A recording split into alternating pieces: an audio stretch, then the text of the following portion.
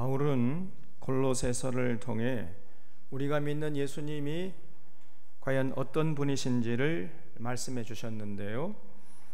1장, 2장에서는 우리가 살펴본 대로 예수님은 보이지 않는 하나님의 형상이시고 또 만물의 창조자가 되시고, 그리고 그런 놀라운 능력의 예수님이 교회의 머리가 되신다고 했어요.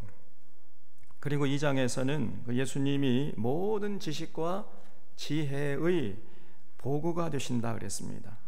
그래서 그런 예수님을 머리로 모시고 그분의 삶을 본받으려고 하고 그분의 가르침을 따르려고 하는 것이 신앙의 핵심이라는 사실을 잊지 말라는 거예요. 그래서 성령님은 어떻게 하든지 간에 이런 예수님을 주목하게 하고 그분의 삶과 가르침을 따르도록 우리를 자극하고 격려하고 이끌어 가시는 것입니다. 반면에 악령은 어떻게 하든지 간에 이런 예수님의 그리스도 되심을 부정하게 하고 믿지 못하게 하고 그분의 삶과 가르침을 따르지 않도록 온갖 이 거짓된 자들을 보내가지고 성도의 영혼을 혼미케 하려 한다. 이게 2장의 내용이에요. 그리고 이제 3장, 4장에서는 이런 예수님을 교회의 머리로 모시고 예수님의 통치를 받는 성도들은 이제 과연 어떤 삶을 살아가야 하는지 그 성도의 삶에 대해서 집중적으로 3장, 4장에서 말씀하고 있어요. 3장 1절을 보겠습니다. 그러므로 너희가 그리스도와 함께 다시 살리심을 받았으면 위의 것을 찾으라. 거기는 그리스도께서 하나님 우편에 앉아 계시느니라. 위의 것을 생각하고 땅의 것을 생각하지 말라. 이는 너희가 죽었고 너희 생명이 그리스도와 함께 하나님 안에 감추어졌음이라 그랬어요. 여기 보면은 두 번의 권면이 나오는데 위의 것을 찾으라 했고 위의 것을 생각하고 땅의 것을 생각하지 말라 그랬어요. 예수 믿는 자들이 항상 위의 것을 생각하고 위의 것을 찾아야 할 이유가 뭐냐 하면은 우리가 그리스도와 함께 다시 살리심을 받았기 때문이라는 거예요. 여러분, 예수 믿는다는 게 뭡니까? 예수님과 함께 십자가에서 죽고 예수님과 함께 다시 살게 됨을 믿는 거예요. 그게 예수 믿는 거예요. 다시 말해서 예수 그리스도를 통해 과거에 나는 죽고 예수 그리스도와 연합된 내가 살아나는 것입니다. 그래서 이제 예수 믿으면 내 속에 오른 대로 예수님을 알기 전에 내 생각대로 내가 하고 싶은 대로 이렇게 살아서는 안 된다는 거지. 우리는 그리스도와 연합된, 부활하신 그리스도와 연합된 자들이기 때문에 그 예수님의 가르침을 따라서 살려고 애를 써야 돼요. 그런데 그 부활하신 예수님이 지금 어디 계십니까? 부활하셔가지고 40일 동안 이 땅에 사시다가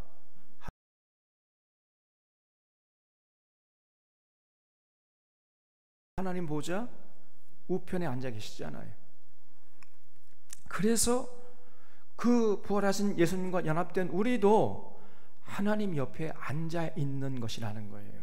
이걸 잊지 말라는 것입니다. 왜냐하면 우리는 부활하신 예수님과 연합된 존재잖아요 이제. 그러므로 예수 믿는 자들은 위의 것을 생각하고 항상 위의 것을 찾아야 한다는 이런 논리를 지금 바울이 펴고 있는 거죠.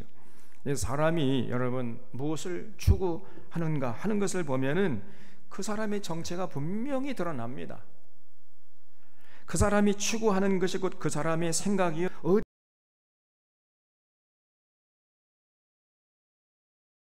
어디에 관심을 갖고 어떤 일을 하면서 살아가는가 하는 것을 보면은 그 사람의 정체가 분명히 드러나는 거예요.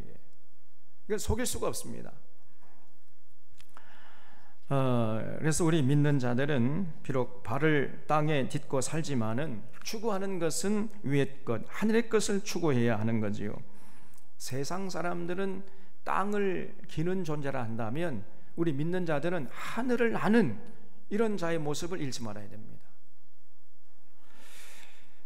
그래서 여러분 꼭 기억하시기 바랍니다. 하나님은 우리 믿는 자들에게 굉장히 높은 수준의 삶을 요구하시고 기대하시는 거예요. 모든 믿는 자들은 이런 하나님의 기대에 부응해야 됩니다. 여러분 세상 사람들도요, 사실은 부동산 투기하고 증권 투기하는 것은 부끄러운 것이다 이렇게 생각하잖아요. 그런데 예수 믿는 자들이 되어가지고 부동산 투기하고 증권 투기하면서 부끄러운 줄도 모른다고 한다면 이거는 예수 믿는 것이 아니죠. 이거는. 그래서 우리 믿는 자들은 높은 수준의 시민의식과 윤리의식을 가지고 살아야 됩니다. 또 그래야 세상의 빛과 소금의 역할을 감당할 수 있는 것이고 그 세상 사람들의 선망의 대상이 되지 않겠습니까? 또 그럴 때만이 예수 그리스도의 복음 전파 사명을 우리가 감당할 수 있게 되는 것이죠. 자, 그리고 그렇게 되면은요, 그런 사람들은 이 땅에서 천국을 맛보고 누리면서 영생에 잇대어 살게 되는 거예요. 참 평안과 기쁨과 참 자유를 만끽하면서 정말 가치 있는 삶을 살게 되는 것입니다. 그뿐 아니라 더욱 놀라운 복을 누리게 되는데 4절에 우리 생명이신 그리스도께서 나타나실 그때에 너희도 그와 함께 영광 중에 나타나리라. 그러므로 땅에 있는 지체를 죽이라 그랬어요. 우리가 항상 땅의 것을 생각하지 않고 위의 것을 생각하고 위의 것을 추구해야 할 이유가 뭐냐? 주님 다시 오실 때 우리도 주님과 함께 영광 중에 나타나게 될 것이기 때문이라는 거예요. 여러분, 그래서 이 땅에 사는 동안 천국을 맛보고 누리다가 영원한 천국에서 우리 주님과 함께 세세무궁토록 왕노릇하는 이런 인생이 되는 것이에요. 그래서 우리가 이 땅에 사는 동안 비록 바른 땅에 딛고 살지만은 땅의 것을 추구하지 않고 위의 것을 추구해야 할 이유가 여기에 있다는 거예요. 여러분, 그래서 예수 믿고 거듭난 자들, 이제 예수 그리스도 안에서 하나님 옆에 앉아 있는 성도들, 예수 그리스도와 함께 생명이 하나님 안에 감춰진 성도는 진실로 이 땅에 사는 동안 항상 위의 것, 하늘의 것을 생각하고 그 하늘의 것을 추구하는 이런 모습을 잃지 말아야 돼요. 이거는 각자 자신이 해야 됩니다. 누가 해주는 게 아니에요. 내가 내 개인의 인격과 내 모든 존재를 다 해서 다 동원해가지고 내가 해야 되는 거예요. 누가 해줄 수 있는 게 아닙니다. 각자 자신이 성령님의 도우심을 받으면서 그런 작업을 수행해 나가야 돼요. 개인적으로 성경을 통해 진리를 깨닫고 예수님의 은혜와 성령님의 인도하심을 따라서 이 땅에 사는 동안 끊임없이 땅의 것을 멀리하고 위의 것을 생각하고 위의 것을 찾고 추구하는 이런 모습을 우리가 잃지 말아야 돼요. 자, 그렇다면은 땅의 것은 무엇이고 위의 것은 무엇입니까? 그래서 바울이 땅의 것에 대한 가르침을 5절부터 11절까지 말씀하고 있고요. 또 위의 것에 대한 가르침은 이제 12절부터 4장까지 계속해서 말씀하고 있어요. 그래서 여기 5절을 보겠습니다. 그러므로 여기 이제 우리가 경계하고 멀리하고 버려야 할 이 땅의 것에 대해서 말씀하고 있는데, 그러므로 땅에 있는 지체를 죽이라. 곧 음란과 부정과 사욕과 악한 정욕과 탐심이니 탐심은 우상 숭배니라. 이것들로 말미암아 하나님의 진노가 임하느니라 그랬어요. 우리가 멀리하고 버려야 할 땅의 것이 뭐냐? 바울이 지금 5가지를 제시하고 있는데, 첫째는 음란이라고 그랬습니다. 음란의 헬란 말은 포르네이아인데 여기서 영어에 포르노가 나온 거예요. 그러니까 온갖 난잡한 성행위를 멀리하는 것입니다. 당시 로마 제국 시대에 이 로마인들의 그 음란한 행위를 기록한 이런 문서들이나 이런 서적이나 그런 영화를 보면은요, 우리의 상상을 초월해요. 그렇게 이 로마 사람들이 난잡한 짓을 했습니다. 바울이 그런 음란한 문화에 동화되지 말아야 할 것을 지금 지적하고 있는 거지요. 근데 오늘 이 시대에도 이 타락한 성문화가 만연돼 있어요. 아마 어쩌면 이 로마 시대보다 더 이 시대가 지금 이 음란한 시대가 아닌가 이렇게 생각이 되어집니다.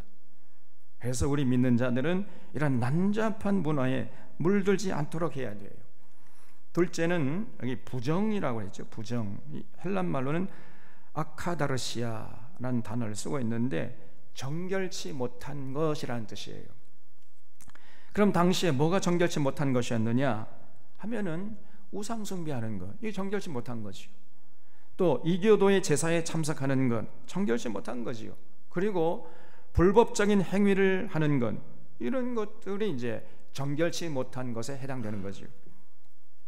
오늘날도 여러분, 우리 믿는 자들은 우상 숭배하는 자들이 되면 안 되겠지요.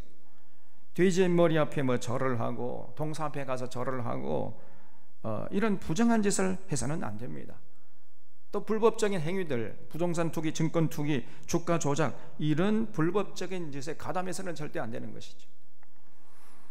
그는 부정입니다. 부정. 그걸 멀리 해야 돼. 또 셋째는 사욕이라 그랬어요. 이 헬란 말로는 파토스라고 합니다. 파토스. 이 단어는 당시 헬라 철학에서 굉장히 많이 사용된 단어예요. 이 아리스토텔레스가 주로 이제 이 파토스라는 말을 많이 사용했는데, 기분, 느낌, 감정, 분위기, 이런 뜻입니다. 그래서 우리 믿는 자들은 자기 기분이나 자기 느낌이나 감정에 따라 행동해서는 안 된다는 거예요. 또 분위기에 휘둘리면 안 되는 거죠. 우리의 기분이나 느낌이나 감정이나 분위기는 하루에도 수십 번씩 바뀌잖아요. 그러니까 그러한 사욕에 따라 행동하는 자는 그 인생이 종잡을 수 없는 인생이 되고 마는 거예요. 그래서 우리 믿는 자는 절대로 뭐 내 기분이나 내 느낌이나 감정에 따라서 말하고 행동하면 안 되고, 언제나 예수님의 가르침, 성경의 진리에 입각해서 생각하고 말하고 판단하고 행동하도록 스스로 자신을 통제해야 돼요. 그래서 예수 믿는 게 결코 쉬운 일이 아닙니다, 여러분. 그렇게 살려고 하는 자세를 잃지 않으면 성령님이 도와주시는 거예요. 그래서 우리의 기분이나 느낌이나 감정은 예수님의 가르침, 성경의 진리에 통제를 받아야 돼요. 내 하고 싶은 대로 내 감정에 충실해서는 안 됩니다, 여러분. 그런 인생은 망하는 인생이에요. 넷째는 악한 정욕이라 그랬어요. 이 정욕의 헬란 말은 에피디미아라는 단어를 쓰고 있는데, 이는 우리 마음속에 일어나는 욕망이나 갈망을 말해요. 우리 마음속에 일어나는 욕망이나 갈망은 여러 가지 있잖아요. 뭐 선한 것도 있고 악한 것도 있습니다. 뭐 식욕이라든지 수면욕이라든지 성욕이라든지 이런 것들은 뭐 좋은 것들이고 그리고 자연스러운 것들이에요. 그래서 이런 것들을 멀리 하라는 말이 아니고, 지금 바울이 말하는 것은 정욕은 정욕인데 악한 정욕이라 그랬어요. 그래서 무분별하게 먹는 것을 탐내는 것, 이거는 악한 정욕이죠. 또 너무 게으름을 추구하는 것, 이것도 악한 정욕입니다. 또 정상적인 성욕이 아니라 무분별하게 쾌락을 추구하는 것, 이것도 악한 정욕이죠. 우리 믿는 자들은 이런 것들을 경계하고 멀리해야 한다는 겁니다. 또 다섯째는 이제 탐심인데, 헬란 말로는 플레오넥시아라는 말을 쓰고 있습니다. 이 플레오넥시라는 말은 만족할 줄 모르고 끊임없이 더 긁어 모으려고 수단 방법을 가리지 않는 것을 말해요. 지금 바울이 이 플레오넥시아, 이 탐심이 곧 우상숭배라 그랬습니다. 그래서 돈을 사랑하고 돈의 노예로 살면서 수단 방법을 가리지 않고 돈을 탐내는 자, 물질에 휘둘리는 자, 이런 자는 아무리 열심히 예배 드린다 할지라도 그 사람은 결국은 우상 숭배자에 불과하다는 것이에요. 그래서 우리는 결코 이런 탐심을 여러분 경계해야 되고 멀리해야 됩니다. 어느 정도 먹고 살만하면은 이제 좀 어려운 이웃도 살필 줄 알고 나눌 줄도 알아야지요. 앞도 보고 뒤도 보고 옆도 보고 위도 보면서 살아야지. 그게 인생이지. 하고 한 날 그저 그냥 돈 이렇게 살아서야 되겠습니까? 여러분, 돈 하다가 돌아버리는 거예요. 비참한 인생입니다.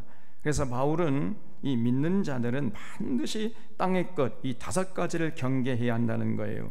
음란과 부정과 사욕과 악한 정욕과 탐심, 이 5가지 때문에 하나님의 진노가 우리에게 임한다 그랬어요. 예수 믿기 전에는 비록 이런 것들을 추구하면서 휘둘리는 삶을 살았지만은 이제 예수님을 믿었다면은 결코 더 이상 이런 것들을 추구하는, 이런 것들에 휘둘려 살아가는 이런 모습을 보여서는 안 된다는 것입니다. 7절에 너희도 전에 그 가운데 살 때에는 그 가운데서 행하였으나 이제는 너희가 이 모든 것을 벗어버리라. 곧 분함과 노여움과 악의와 비방과 너희 입에 부끄러운 말이라 그러지요. 5절에서 지적한 이 음란, 부정, 사욕, 악한 정욕, 탐심은 아담 이래로 타락한 인간들 속에 내재되어 있는 악한 성품들이라고 한다면은 지금 8절에서는 그 악한 성품에 의해 휘둘리는 행실에 초점을 맞춰서 언급하고 있어요. 음란과 부정과 사욕과 정욕과 악한 정욕과 탐심에 휘둘려 사는 자들은 반드시 이 8절에서 말하는 모습으로 살아갈 수밖에 없다는 거예요. 그 첫째는 분함과 노여움이라 그랬죠. 분함과 노여움을 줄이면 뭐가 됩니까? 분노가 되죠. 분노.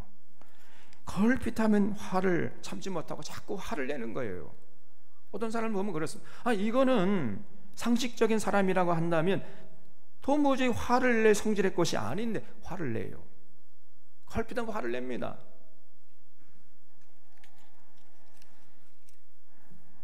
그거는 믿는 자들이 죄서는 안 되는 거죠. 그런 행실을 빨리 벗어버려야 됩니다. 그리고 악의라고 했는데 이 악의는 도덕적 의식이 낮은 사람들이 외부로 표출하는 악습과 잘못된 행동을 말합니다. 그게 악의예요. 그리고 비방은 아무런 근거 없이 상대방을 헐뜯는 행위를 비방이라고 하지요. 그리고 부끄러운 말은 헬란 말로 아이스크롤로기아라는 단어를 쓰고 있는데 이 말은 아주 천하고 상스러운 말, 비속어 이런 뜻입니다. 이게 그 입에 부끄러운 말이에요. 아이스크롤로기아. 그러니까 남에게 좀 치욕을 줘가지고 인격을 모독하려고 하는 이런 말들, 이런 비속어, 이게 아이스크롤로기아예요. 이런 말을 쓰면 안 된다는 것입니다. 지난 주간에 윤석열이 미국에 가서 바이든 대통령을 만나고 난 후에 주변 참모들에게 그 내려오면서요 보니까 저도 그 영상을 수십 번 봤어요. 미국의 국회에서 이 XX들이 차마 제가 입으로 말을 못하겠습니다. 국회에서 이 XX들이 승인을 안 해주면 바이든은 쪽팔려서 어떡하나 이런 말을 하더라고요. 자기 참모들에게 한 말인데 이게 그냥 주변에 있던 그 언론의 마이크에 그냥 그대로 녹음이 돼 버렸어요. 이런 윤석열 대통령의 말이 바로 악이지요. 이게 바로 아이스크롤로기아입니다. 도덕적 의식이 결여된 사람이 외부로 표출하는 악습이에요. 그러니까 이 사람이 평소에 이렇게 살아온 것입니다. 이번 한 번만 이런 것이 아니라 평소에 지금까지 이렇게 살아온 사람이에요. 그게 습관화된 사람이란 말이에요. 그런 사람이 대통령이 되어 있으니 말이에요. 동네 양아치만도 못한 자가 지금 대통령이 되어 있단 말이죠. 이것을 어쩌면 좋겠습니까?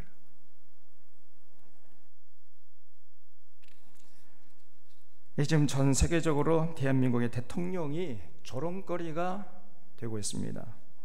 근데 더 심각한 문제는 이 대통령실이라는 곳에서 대변이라는 그 여자가 나와서 한다는 말이 윤석열 대통령의 말은 미국 국회의원들을 향한 말이 아니고 한국 야당 국회의원들을 향한 말이었다는 거예요.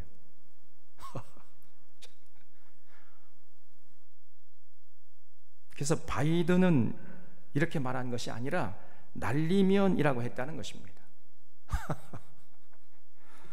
만약에 그게 사실이라고 한다면 쪽팔려서 어떡하나 이 주어가 그 윤 대통령이 되고 마는 거예요. 그렇잖아요?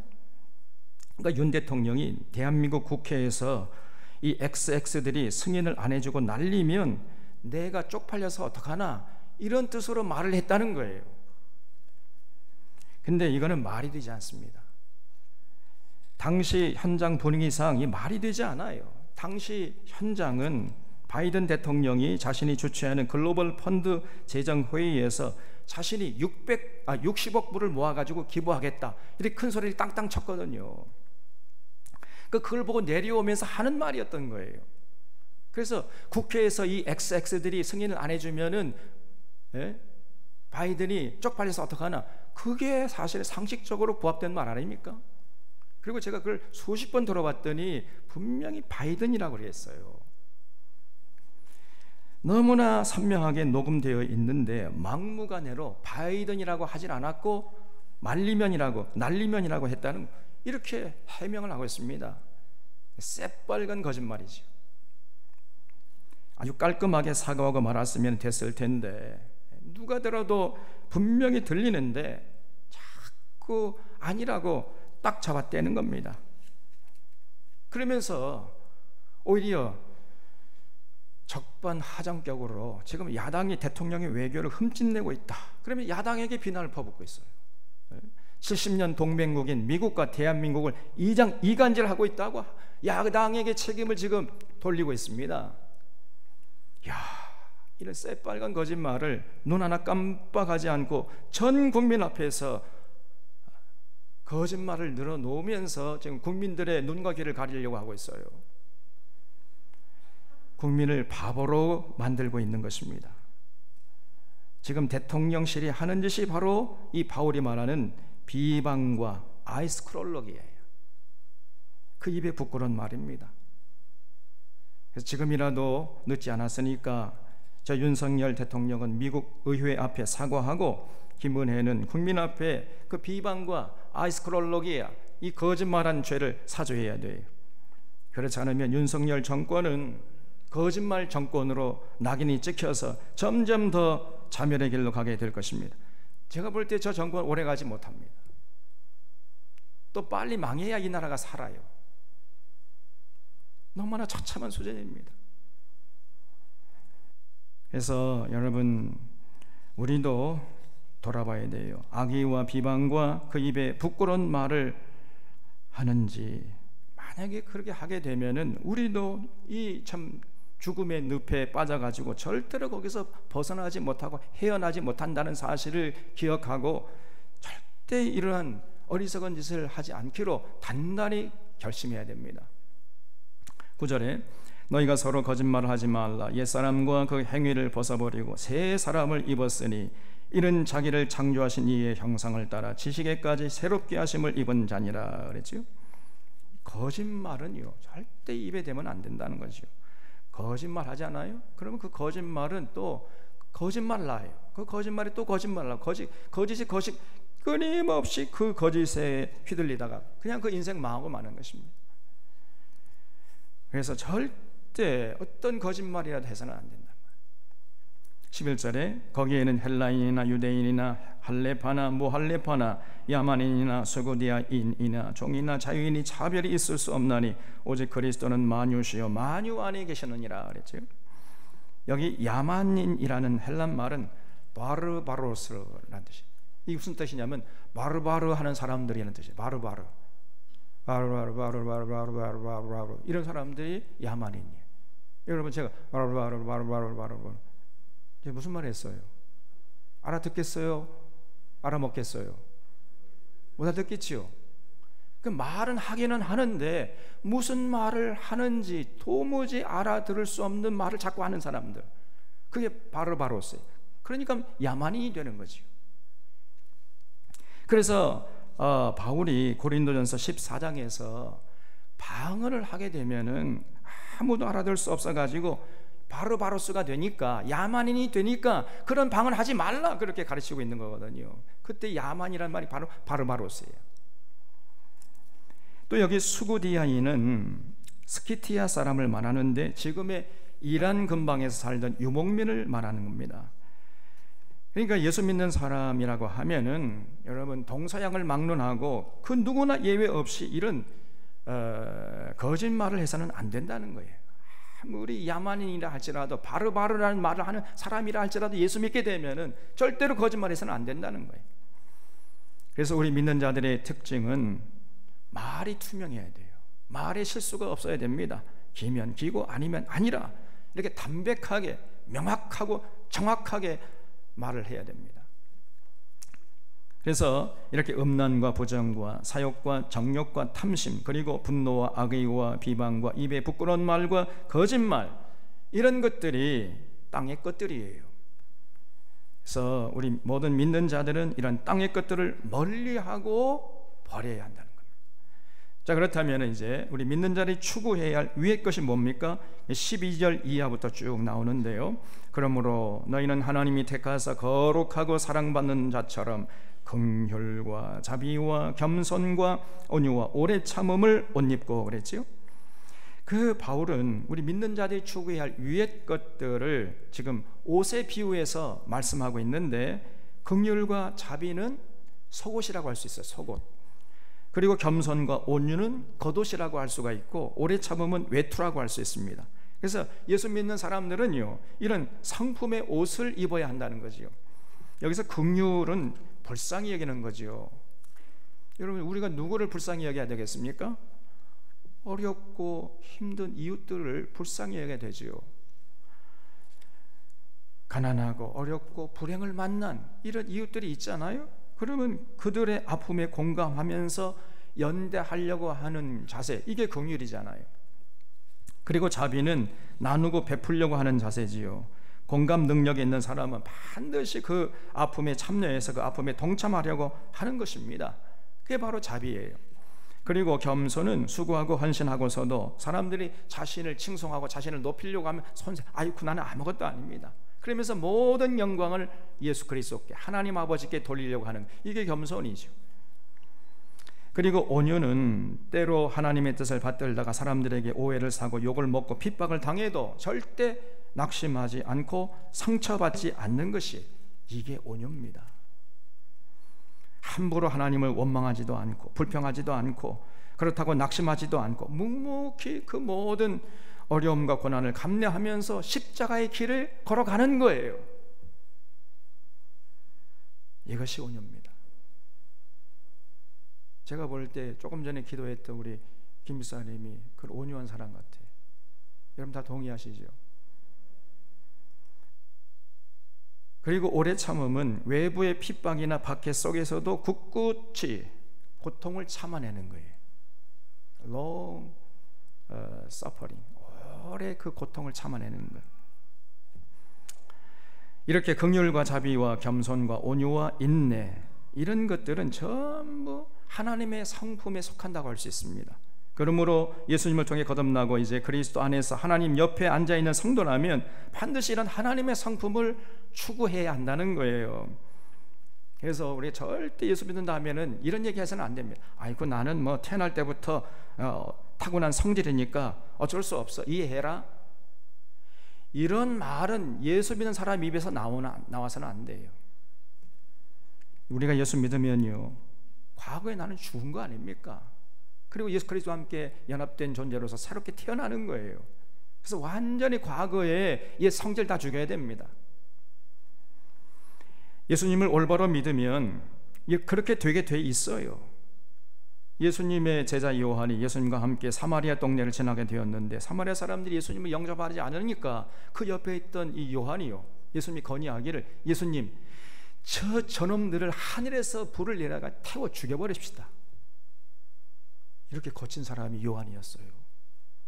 그러다가 나중에 요한이 완전히 거듭나가지고, 사랑하는 자들아 우리가 서로 사랑하자, 이렇게 사랑을 전파하는 사랑의 사도로 변해버렸습니다.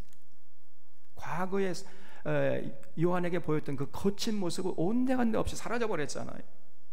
이게 예수 그리스도의 십자가에 보이는 능력이고 예수님의 은혜의 능력이에요. 그래서 우리 믿는 자들은 반드시 이 긍휼과 자비와 겸손과 온유와 인내, 이런 것들을 찾고 추구해야 됩니다. 13절에 누가 누구에게 분만이 있거든 서로 용납하여 피차 용서하되 주께서 너희를 용서하신 것 같이 너희도 그리하고 이 모든 것 위에 사랑을 더하라. 이는 온전하게 매는 띠니라 그랬어요. 그래서 우리가 누구에게 불만이 있을 때 그 불만을 마음에 품고 있으면 안 됩니다. 그걸 빨리 풀어버리고 해소해야 돼요. 그걸 안고 있으면은 여러분 그것이 우리를 더 불행의 늪으로 끌고 가기 때문에 빨리 우리 마음속에 있는 불평, 또 어떤 그 불만, 이런 것들을 해소해야 됩니다. 그럼 그 방법이 뭐냐? 주님께서 우리를 용서하신 것을 생각하는 거예요. 아, 주님이 내 모든 죄를 용서해 주셨지. 이렇게 생각하면은 나를 힘들게 하는 그 이웃을 내가 용서할 수 있는 마음이 생기는 거예요. 그래서 언제나 주님이 나의 모든 죄를 용서해 줬다는 것을 생각하면서 우리도 서로 용서하라는 거예요. 예수님이 여러분 너희가 기도할 때 이렇게 기도하라고 가르쳐 주셨죠? 우리가 우리에게 죄 지은 자를 용서해 준 것처럼 우리를 용서해 주십시오, 이렇게 기도하라고 가르쳐 주셨어요. 그러니까 우리는 우리에게 죄 지은 자를 용서하지 않고 하나님께 우리의 죄를 용서해 달라고 할 수가 없다는 겁니다. 그럴 수가 없잖아요. 자신을 용서하지 않고 또 자신의 죄를 하나님께 용서해 달라고 어떻게 그렇게 할 수 있습니까? 그래서 하나님 앞에 우리의 죄를 용서해 달라고 기도하기 위해서는 먼저 우리에게 죄 지은 사람들, 그 이웃의 죄를 용서해야 된다는 거예요.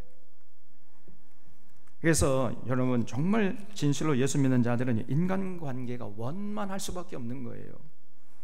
누가 누구에게 불만이 있거든 서로 용납하고 피차 용서하는 모습을 잃지 않잖아요. 그러니까 자연스럽게 인간관계가 원만한 것이죠. 이것이 바로 우리가 추구해야 할 위의 것입니다. 그리고 그 모든 것 위에 사랑을 더하라 그랬죠. 거기 이 모든 것 위에 사랑을 더하라, 이는 온전하게 매는 띠니라에 줄을 쳐주시기 바랍니다. 여러분, 우리가 긍휼과 자비라는 속옷을 입고 겸손과 온유라는 겉옷을 입고 또 오래 참음이라는 외투를 입었으면은 이제 그 옷들을 단단하게 매주는 뭐가 있어야 돼요? 예? 지금 여러분 몸속에 뭘 찾습니까? 여러분 옷을 입었으면 또 그 다음에 뭘 차요? 띠를 차야죠. 띠를 차야 우리가 입은 옷을 단단하게 매주잖아요. 그래서 그 속옷과 겉옷과 외투를 단단하게 매주는 띠가 있는데 그 띠가 뭐냐? 그것이 바로 사랑이라는 것입니다. 그래서 겸손과 온유라는 겉옷을 입고 오래 참음이라는 외투를 입고 긍휼과 자비라는 속옷을 입었으면 그 옷을 단단하게 매주는 띠가 바로 사랑이라는 거예요. 사랑의 띠로 속옷과 겉옷과 외투를 꼭 잡아매야 우리가 민첩하게 행동할 수 있잖아요. 그래서 결론은 사랑입니다, 여러분.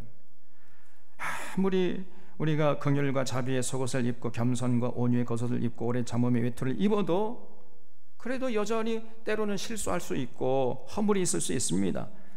그럴 때 필요한 것은 뭐냐? 용서예요. 용서하고 용납하고 받아주는 거예요. 우리도 다 그렇게 옛날에 실수했잖아요. 그래서 용서하고 용납해야 됩니다. 용서하고 용납하고 그것으로 끝나면 안 되고 그 위에 사랑을 더하라 그랬어요. 사랑.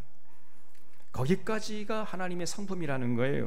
그래서 거기까지가 바로 예수 믿은 성도들이 추구해야 할 위의 것들이라는 것입니다. 자, 그렇게 위의 것들을 찾고 추구할 때 그런 사람들이 누리는 복이 무엇이에요? 그것이 바로 주님의 평안이라는 겁니다. 그래서 15절에 그리스도의 평강이 너희 마음을 주장하게 하라. 너희는 평강을 위하여 한 몸으로 부르심을 받았나니 너희는 또한 감사하는 자가 되라 그랬어요. 여러분, 우리 주님이 주시는 평안을 누리는 것이 최고의 복이에요. 이런 평안을 누리는 사람은 어떤 고난이나 어떤 어려움이 찾아와도 이겨낼 수 있어요. 그런 내적인 강인함을 소유하게 되는 것입니다. 그래서 항상 우리가 기도할 때 그리스도의 평강이 우리 마음을 주장하도록 기도해야 돼요. 여기서 평강은 헬라 말로 에이레네란 말인데 이 에이레네 말은 구약 성경 히브리 말로 샬롬이라는 말과 거의 뜻이 일치해요. 에이레네 곧 샬롬입니다. 그래서 에이레네나 샬롬은 미움이나 갈등이나 전쟁이 없는 상태일 뿐 아니라 더 나아가 사랑으로 가득 찬 상태, 이것을 에이레네 혹은 샬롬이라 그래요. 그래서 여기서 에이레네를 평강으로 번역했지만은 사실 이 에이레네라는 단어는 평강도 되지만 평안, 화목, 화평, 평화 이렇게 다양한 뜻을 담고 있습니다. 우리말은 이제 평화가 가장 큰 개념이죠. 그리고 화평이 그 다음 작은 개념이고, 화목이 조금 더 작은 개념이고, 평강이나 평안은 개인적인 개념이죠. 그러니까 개인적인 관계 속에서 쓸 때 이제 평안이나 평강이라는 단어를 쓸 수 있잖아요. 어쨌든 이 모든 것들이 다 에이레네, 에이레네. 그래서 에이레네 평강이 우리 마음속에 항상 있어야 됩니다. 그렇기 위해서는 우리들의 삶의 자세가 언제나 위의 것을 생각하고 위의 것을 찾고 위의 것을 추구하는 이런 자세를 잃지 말아야 된다는 거예요. 그럴 때 우리가 참 에이레네, 샬롬의 평강을 누릴 수 있게 되는 거죠. 그런데 우리가 이제 사실 현실을 돌아보면 우리 마음속에 그리스도의 평강이 강물처럼 도도하게 흘러야 되는데, 실제적으로는요, 살아가는 동안에 나도 모르는 사이에 불안과 초조와 걱정, 근심, 염려, 시기, 질투, 원망, 불평, 이런 것들이 우리 마음을 차지할 때가 많잖아요. 만약에 우리 마음속에 이런 것들로 차 있다면은 이거는 예수님의 비유에 나오는 돌짝밭에 해당하는 사람이라 할 수 있습니다. 그 예수님의 말씀대로 돌짝밭에 떨어진 씨앗은 좀 자라다가 그 뿌리가 깊이 뿌리를 내지 못하고 뜨거운 태양이 내리쬐면 금방 시들어버리는 거죠. 그래서 우리는 우리 마음속에 이런 불안이나 초조, 걱정, 근심, 염려, 시기, 질투, 원망, 불평, 이런 돌멩이들이 마음속에 자리 잡지 않도록 해야 되고, 그리고 만약에 자리 잡으면요, 빨리 그걸 제거해야 돼요. 이런 상태에서는 우리 믿음이 자랄 수 없기 때문입니다. 그래서 언제나 그런 돌멩이들을 걷어내는 그런 작업을 개인적으로 시급히 해야 돼요. 시급히 주님의 사랑을 생각하고 또 그리스도의 말씀을 마음속에 새기고 또 성경의 진리로 무장해서 빨리 그 돌멩이들을 제거해야 됩니다. 그리고 기도하고, 그래서 언제나 그리스도의 평강이 우리 마음을 주장하도록 해야 하는 것이죠. 그리고 너희는 또한 감사하는 자가 되라고 했는데, 언제나 우리 입에서 여러분 감사가 튀어나와야 돼요. 감사. 길가의 장미꽃도 감사하지만 장미의 가시도 감사할 수 있어야 된다는 거지. 이래도 감사, 저래도 감사. 그죠? 언제나 입을 열게만 하면 그냥 하나님 감사합니다, 감사합니다, 감사합니다. 이 감사가 튀어나와야 돼. 진실로 믿는 자의 특징은요, 감사입니다. 감사. 감사하자는 말이 아니고 감사해요. 농담인데 하나도 웃지 않으시네요. 그리고 또한 우리가 차지할 위의 것들은 뭐냐? 16절에 그리스도의 말씀이 너희 속에 풍성히 거하여 모든 지체로 피차 가르치며 권면하고 시와 찬송과 신령한 노래를 부르며 감사하는 마음으로 하나님을 찬양하고 또 무엇을 하든지 말에나 일에나 다 주 예수의 이름으로 하고 그를 힘입어 하나님 아버지께 감사하라 그랬죠. 우리가 예수님을 영접하고 이제 신앙생활 하기로 작정했으면은 가장 시급하게 해야 할 것이 뭐냐? 그리스도의 말씀이 우리 속에 풍성히 거하도록 피차 모든 죄로 가르치며 권면하는 거예요. 이걸 해야 돼요. 그냥 예배 시간에 참여한 그것으로 그쳐서는 안 됩니다. 반드시 새가족들은요, 성경 강좌에 참여하셔야 돼요. 지금 우리 교회 새로 나오시면 반드시 우리가 토요일마다 줌으로 하는 거 있잖아요. 참여하셔야 돼요. 그럴 때 우리 신앙이 자랄 수 있습니다.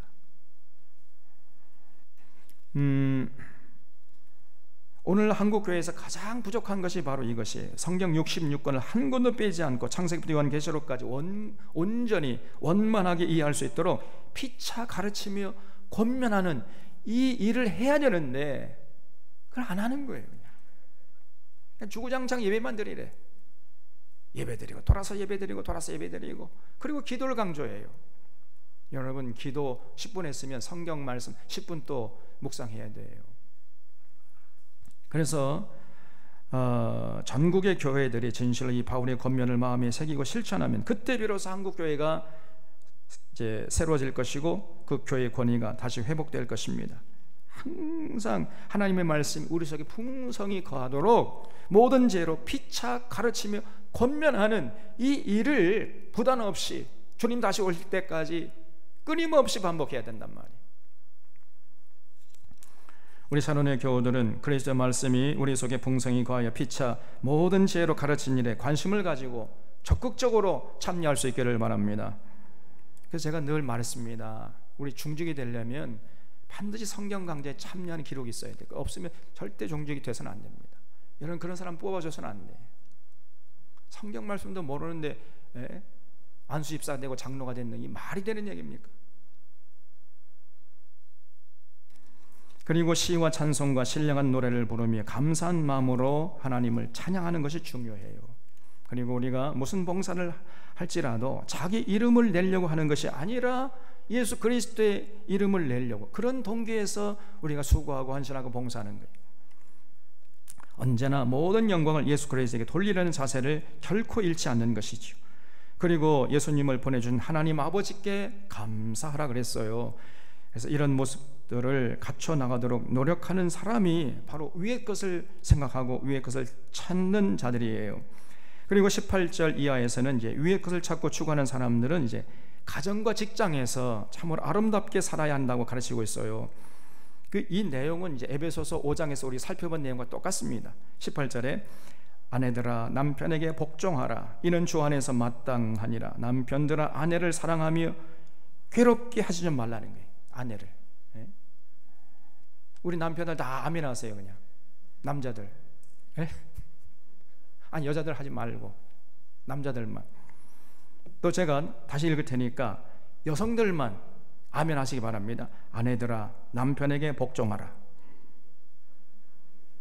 왜 아멘을 안 하세요? 왜 이렇게 세상이 조용해? 다시 아내들아 남편에게 복종하라. 아멘 했어요. 이제 자, 이번엔 남자만 아멘 하세요. 남편들아 아내를 사랑하며 괴롭게 좀 하지 말라. 다 아멘 했어요. 이제. 그래서 예수 믿고 예수님의 통치를 받으면서 위의 것을 찾고 위의 것을 추구하는 자들은 가정으로 돌아가서 아내는 남편에게 복종하고 남편은 아내를 사랑하고 괴롭게 하지 말라는 거예요. 그렇게 살라는 것입니다. 아름답게 행복하게. 그래서 아내의 눈에서 피눈물이 흐르게 해서는 안 된다는 겁니다. 이런 것들이 바로 믿는 자들이 추구해야 할 위의 것들이에요. 또 20절에 자녀들아 모든 일에 부모에게 순종하라. 이는 주 안에서 기쁘게 하는 것이니라. 아내 아비들아 너희 자녀를 노엽게 하지 말지니 낙심할까 함이라 그랬지요. 그러니까 자녀들은 부모에게 순종하고 아비들은 자녀를 노엽게 하지 않고 주의 교양과 훈계로 양육하는 거예요. 그리고 22절에 종들아 너희 모든 일에 육신의 상전들에게 순종하되 사람을 기쁘게 하는 자와 같이 눈가림만 하지 말고 오직 주를 두려워하여 성실한 마음으로 하라. 무슨 일을 하든지 마음을 다하여 주께 하듯 하고 사람에게 하듯 하지 말라. 이는 기업의 상을 주께 받을 줄 아나니 너희는 주 그리스도를 섬기느니라. 불의를 행하는 자는 불의의 보응을 받으리니 주는 사람을 외모로 취하심이 없느니라 그랬죠. 직장에 가면요, 직원은 자기 상전, 상사에게 최선을 다해서 충성하라는 거예요. 마치 교회가 그리스도에게 충성하듯이 그렇게 직원은 직장에 가서 상전에게 충성하라는 것입니다. 누가 보든지 말든지 자기 맡은 일을 창의적으로 성심성의껏 최선을 다해서 감당하려고 해야 되는 거예요. 그리고 반대로 이제 상전들은 그럼 어떻게 해야 됩니까? 4장 1절에 상전들아 의와 공평을 종들에게 베풀지니 너희에게도 하늘의 상전이 계심을 알지어다 그랬죠. 그 상전이라고 해요. 자기가 조금 높은 자리에 앉았다 해가지고 함부로 권위를 내세우면서 자기 부하 직원들을 인격을 모독하고 이런 짓을 해서는 안 된다는 것입니다. 그 자기 부하 직원들을 의와 공평으로 대하라는 거지요. 다른 말을 하면은 인격적으로 대우해 주라는 거예요. 집에 돌아가면은 사랑스러운 아내나 자기 아들이나 딸을 대하는 것처럼 그렇게 인격적으로 의와 공평으로 대하라는 것입니다. 한번 써먹고 버리는 기계의 부속품 정도로 여기지 말고 자기 식구 대하듯이 자기 아들 딸 대하듯이 그렇게 사랑으로 인격적으로 대해주라는 거예요. 그래서 우리 모든 믿는 사람들이 바로 이렇게 위의 것을 추구하면서 살아야 돼요. 긍휼과 자비와 겸손과 온유와 오래 참음으로 옷 입고 사랑의 띠로 옷을 단단히 묶을 수 있어야 됩니다. 그리스도의 평강이 우리 마음을 수장할 수 있도록 우리 마음을 언제나 깨끗하게 청소하고 있어야 되고 입을 열 때마다 항상 이 감사의 말이 튀어나올 수 있도록 스스로 자신을 셀프 컨트롤 해 나가야 돼요. 또 그리스도의 말씀이 우리 속에 풍성히 거하여서 피차 모든 지혜로 가르치고 권면하는 이 아름다운 공동체를 이루도록 서로 협력해야 됩니다. 그리고 시와 찬송과 신령한 노래를 부르면서 감사하는 마음을 잃지 않고 하나님 앞에 나아가는 그런 모습을 잃지 말아야 돼. 무슨 일을 할 때마다 모든 영광을 예수님에게 돌리고 예수님을 힘입어 하나님 아버지께 감사할 수 있는 이런 넉넉한 마음도 잃지 말아야 돼. 그리고 언제나 웃음꽃이 피고 찬송소리에 끊이지 않는 아름다운 가정을 이뤄가고 직장에서나 사업장에서 최선을 다하는, 그래서 맡은 일을 정직하게 성실하게 충성되게 감당하는 이런 모습으로 살라는 거예요. 이런 것들이 바로 온전한 믿음의 사람들의 온전한 모습임을 잊지 말고 우리 사랑하는 사랑의 교우들은 정말 언제나 위의 것을 생각하고 위의 것을 추구하는, 거기에 신앙의 열정을 불태우는 이런 진정한 신앙인들이 다 되시기를 바랍니다. 기도하겠습니다. 참 고마우신 하나님 아버지, 하나님의 형상이시요 만물의 창조자시요 교회의 머리 되시고 모든 지식과 지혜의 보고이신 예수님을 구주로 믿게 하시고 예수님의 통치를 받아가면서 참 천국의 소망, 부활의 소망을 가지고 살게 하시오니 감사드리옵나이다. 이제 예수님과 함께 죽고 예수님과 함께 부활에 연합된 자로서 그리스도와 함께 하나님 옆에 있는 자들임을 잊지 않게 하시고 이 땅에 사는 동안 땅의 것을 버리고 언제나 위의 것을 생각하고 위의 것을 찾고 추구하는 자들로 살 수 있도록 저희들을 주장하시고 인도해 주시옵기를 원하옵고 예수님의 이름으로 기도하옵나이다. 아멘.